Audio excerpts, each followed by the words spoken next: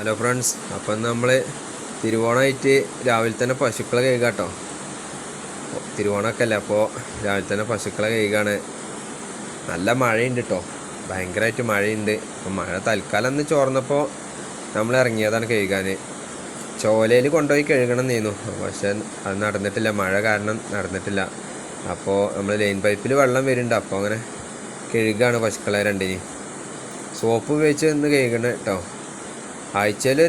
ഒരു പ്രാവശ്യമൊക്കെ സോപ്പിട്ട് കഴുകലുണ്ട്, ആഴ്ചയിലൊരു പ്രാവശ്യം. അല്ലെങ്കിൽ സാധാരണ പോലെ പൈപ്പ് ഉപയോഗിച്ച് തന്നെ കഴുകൽ.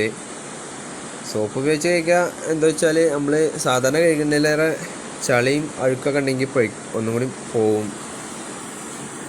അപ്പോൾ പഴയ കാലത്തെ ആൾക്കാർ പറയൽ, തിരുവോണത്തിൻ്റെ അന്ന് വീട്ടിൽ കന്നുകാലികളുണ്ടെങ്കിൽ അവരെയാണ് ആദ്യം കുളിപ്പിക്കേണ്ടത്, എന്നിട്ട് നമ്മൾ ഭക്ഷണം കഴിക്കാൻ പാടുള്ളൂ പറയാം. അങ്ങനെ ഓരോ ഓരോ ആൾക്കാർ പറയലുണ്ട്.